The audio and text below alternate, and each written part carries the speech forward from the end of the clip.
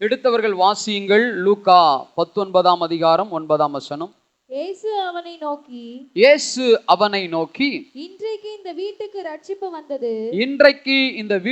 ரட்சிப்பு வந்தது. இவனும் ஆபிரகாமுக்கு குமாரனாய் இருக்கிறானே. அல்லேலூயா. இங்கே சகேயு எண்ணப்பட்டவனுக்கான வார்த்தையாய் இதை பார்க்கிறோம். இந்த வார்த்தையையே இந்த மே மாதத்திற்குரிய வாக்குத்தத்தமாக ஆண்டவர் நமக்கு சொல்லுகிறார். ஆமென். இந்த சகேயுனுடைய வாழ்க்கையில பார்ப்பீர்கள் என்றால், அவன் பெரிய உத்தியோகத்திலே இருக்கிறான், அவன் பணக்காரனாய் இருக்கிறான், அவன் அந்தஸ்து உள்ளவனாய் இருக்கிறான், அவனுக்கு எல்லா விதமான நன்மைகளும் இருக்கிறது. ஆனாலும் அவன் வாழ்க்கையில ஒரு வெற்றிடம் காணப்படுகிறது.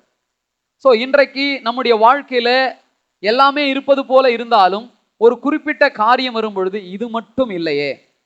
சில நேரங்களிலே இருக்கிற அநேகத்தை விட இல்லாத ஒன்றை குறித்து தான் நமக்கு வேதனையும் வருத்தமும் கண்ணீரும் வரும். ஆமென். ஸோ அப்படிப்பட்ட சூழ்நிலையில தான் யார் இருக்கிறா? இந்த சகேயு எண்ணப்பட்ட மனுஷன் இருக்கிறான். பாருங்கள், அவனுடைய வாழ்க்கையை சுருக்கமாக சொல்ல வேண்டும் என்றால் அவன் எந்த இடத்திலே வருகிறான்? முதல் வசனம் இப்படி சொல்லுகிறது, வாசியுங்கள். அவர் எரிகோவில்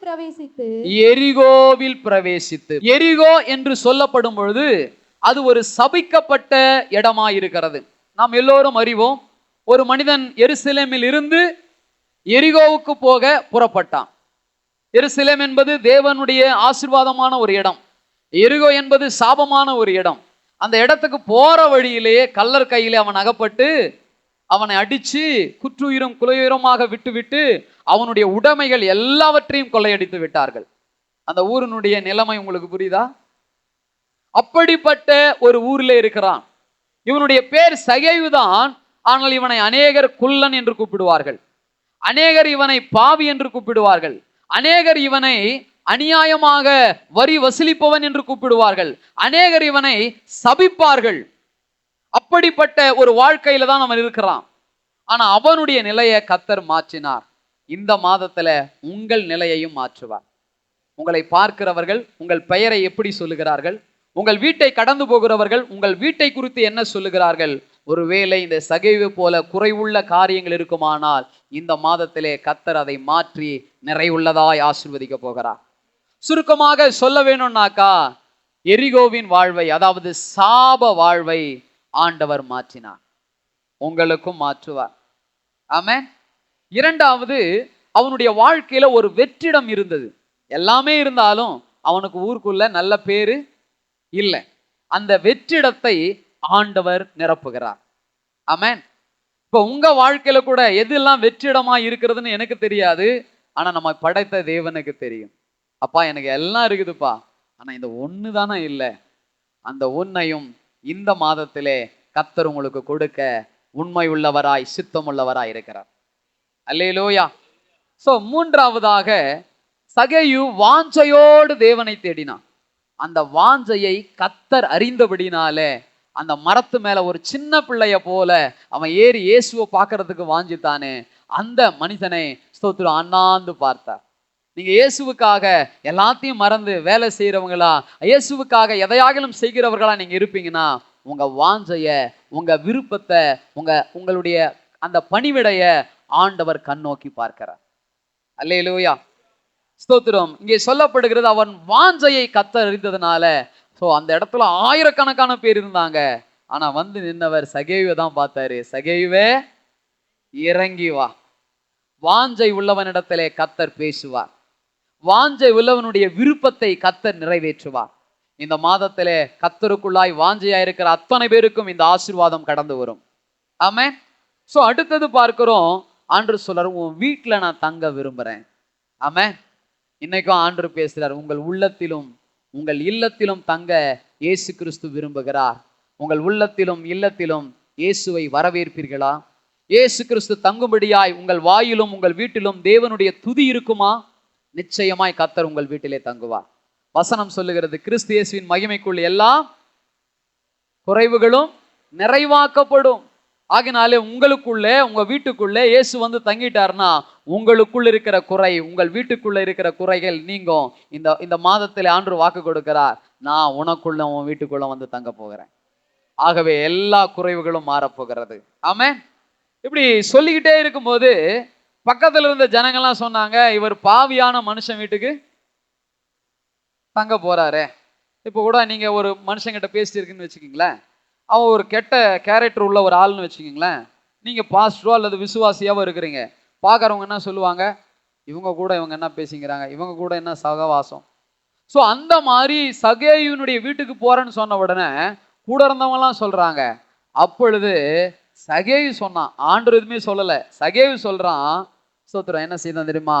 பாவத்தை அறிக்கை செய்தான்.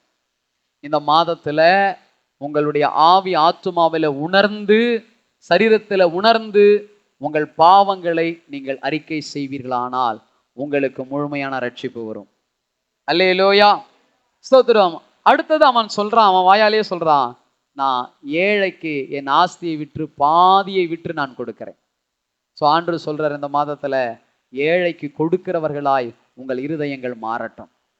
அல்லேலூயா. யாருக்கு கொடுக்கணும்?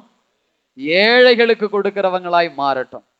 கர்த்தருடைய நாமம் மகிமைப்படட்டும். இன்னைக்கு அநேக பேர் கொடுத்துட்டு போட்டோ எடுத்துட்டு, சோத்திரம் இத்தனை பேருக்கு உதவி பண்ண அப்படின்னு சொல்லிட்டு வேற மாதிரி போடுறவங்களாம் இருக்கிறாங்க. அப்படி அல்ல. வலது கை கொடுப்பது இடது கைக்கு அந்த அளவுக்கு உண்மையாய் நம்ம ஆண்டவருடைய நாம மகிமைக்கு என்று கொடுக்க வேண்டும். அல்லேலூயா, ஸ்தோத்திரம். அடுத்தது பாருங்க, அவன் சொல்றான், நான் அநியாயமா வாங்கினதை திருப்பி கொடுத்துட்றேன். எத்தனை பேர் சொல்லுவீங்க, நான் அநியாயமா வாங்கினதை திருப்பி கொடுத்துட்றேன்? அல்லேலூயா. சகேயு தன்னுடைய வாழ்க்கையில் அந்த முழுமையான ரட்சிப்பை காத்துக்கொள்ள பெற்றுக்கொள்ள அவன் செய்த காரியம் என்ன? பாவத்தை அறிக்கை செய்தான், ஏழைக்கு கொடுக்கிறேன் என்று சொன்னான், பாதியை விட்டு. அவன் உண்மையா சொல்றான், எல்லாத்தையும் வித்துட்டு கொடுத்துட்றேன்னு சொல்லல, அவன் ஞானமா சொல்றான், பாதியை கொடுத்துட்றேன்.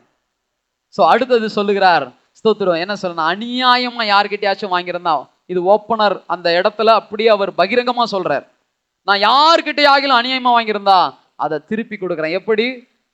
நாளத்தனையும். அல்லேலூயா, ஸ்தோத்திரம். அப்படி சொன்ன உடனே ஆண்டவர் சொன்னாரு, இன்றைக்கு இந்த வீட்டுக்கு ரட்சிப்பு வந்தது. அல்லேலூயா. நீங்களாம் ரட்சிக்கப்பட்டிருக்கீங்களா? ரட்சிக்கப்பட்டிருக்கிறோம். ஆனா இன்னும் ஒரு சில விஷயத்துல ரட்சிக்கப்படலை. உதாரணத்துக்கு ஸ்தோத்திரம், நீங்கள் உண்மை உள்ளவங்களா இருக்கிறீங்களா? எல்லாத்திலையும் இருக்கிறீங்களா?